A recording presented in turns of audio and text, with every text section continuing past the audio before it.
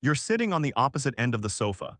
The TV is playing something neither of you actually chose. She scrolls, you stare. The silence isn't angry, it's heavy. You reach for a joke to break it, but it dies in your throat. You watch her exhale slowly, shoulders dropping just a fraction, and suddenly the distance between your knees feels like miles.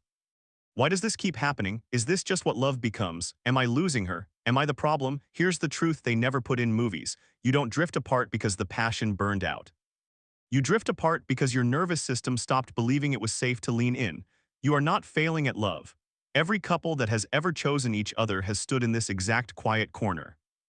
By the end of this video, you will know exactly how to rebuild that unspoken pull, how to become the kind of presence she naturally leans toward again, and how to shift the entire energy of your relationship without rehearsing a single line. Let's get into it. Most couples believe that making her like you more requires grand gestures, perfect timing, or mastering some clever communication formula.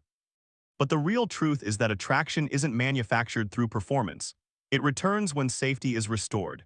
When connection fades, the nervous system doesn't shut down out of spite. It goes into protection mode. Your partner's nervous system is reading you before their mind can catch up. And when that quiet alarm stays triggered, love doesn't disappear. It just goes underground. What looks like coldness is usually emotional exhaustion from trying to reach someone who feels emotionally unavailable. And this is where it gets really interesting. The anxious avoidance cycle isn't about incompatibility, it's about two people who desperately want closeness but keep triggering each other's defenses. Not louder conversations, not more compromising. Not scheduling a weekly relationship check-in, but two people who actually feel safe enough to drop their armor without keeping score. That shift changes the entire trajectory. And here's what changes everything. Once you understand that her longing isn't a problem to fix but a signal to receive, the rest unfolds naturally. 1. The architecture of uninterrupted presence. Most people in relationships treat attention like a background app running while they check messages, plan dinner, or half listen for their cue to speak. They think presence means sharing space while mentally preparing their next point. But beneath the surface, her nervous system registers divided focus as emotional absence. When your eyes flick away mid-conversation, her brain quietly logs another missed connection. Not a criticism, just data. Disconnecting version. You say while still scrolling, then ask her to repeat what she just shared. Her chest tightens. He's just tolerating me, her mind registers. Connecting version. You put the phone face down. You turn your shoulders toward her. You hold your gaze without rushing to fill the silence. She finishes her thought and you simply nod. Something in her breathes out. I actually felt that, her quiet voice notes. And when you practice that kind of grounded attention, the walls between you start to soften without either of you having to negotiate for it. 2. Predictable microroutines of care. Most couples wait for anniversary milestones or spontaneous romantic moments to prove their commitment. They assume consistency is boring and that unpredictability keeps sparks alive. But the nervous system doesn't crave fireworks, it craves predictability. When your care arrives in reliable, tiny doses, her attachment system finally downshifts from scanning for threats to resting in certainty. It's not about being perfect, it's about being steady. Disconnecting version. You buy her flowers after 3 days of radio silence. She smiles politely, but internally she wonders why your effort feels transactional. He's trying to buy back the mood, she thinks. Connecting version. You notice her coffee mug is empty, you refill it without announcing it. You leave a handwritten note on the counter. You pull her chair out before she asks. She doesn't make a big deal of it, but her shoulders drop an inch. I can count on him, the unspoken truth settles. That's when your partner stops feeling like a project to manage and starts feeling like a home you naturally return to. 3. The quiet release of emotional fixing. Most people in relationships treat her frustration as a puzzle they must solve. They jump into solution mode because they genuinely want to help, but the timing creates distance. Your brain wants efficiency. Her nervous system wants resonance. When you bypass her feelings to fix the problem, you accidentally communicate that her experience is too heavy for you to just sit with. Not a rejection, just a pattern that repeats. Disconnecting version. She vents about a draining day. You immediately offer 3 action steps. She goes quiet.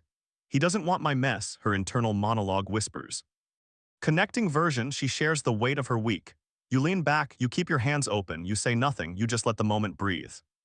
You offer a soft, that sounds incredibly heavy. She melts. He doesn't need to rescue me, her quiet mind realizes. He just needs to stay.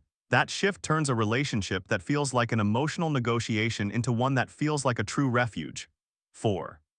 Curiosity that turns toward her world. Most couples fall into the habit of surface-level updates. They ask, "How was your day?" and accept the rehearsed "fine." They think they're keeping peace, but they're actually practicing polite avoidance. Real intimacy isn't built in the big conversations. It's built in the 30-second moments when you choose to look up and ask a deeper question. The nervous system thrives when it feels genuinely seen, not just acknowledged. Disconnecting version, you ask about her weekend plans, get a one-word answer, and pivot to logistics. She shuts down. "He's just checking boxes," her thoughts echo. Connecting version, you notice the book on her nightstand. You ask what chapter she's reading and why it's keeping her up. You listen to her answer without steering it back to your schedule. Her eyes light up. "He actually wants to know how my mind works," her quiet voice whispers. And here's what nobody explains: curiosity isn't an interrogation, it's an invitation. When you genuinely lean into her inner world, she doesn't feel examined. She feels chosen. 5. The discipline of non-reactive stillness. Most people in relationships meet tension with escalation or retreat.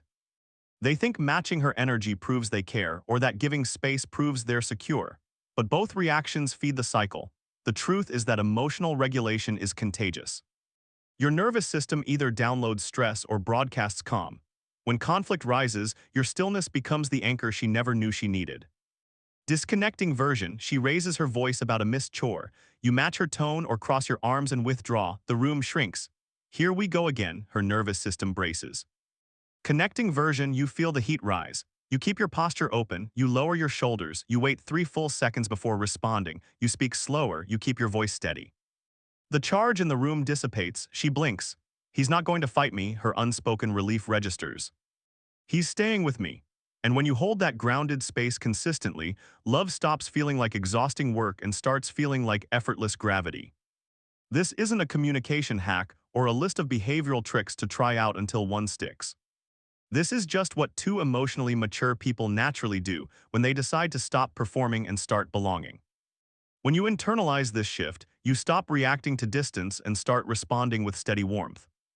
Your partner will feel the difference in her nervous system long before your mind has time to overthink it. You are becoming the kind of presence that doesn't demand attention, but naturally earns it. The relationship you want starts the moment you stop waiting for her to feel differently and decide to become the safety she's been quietly searching for.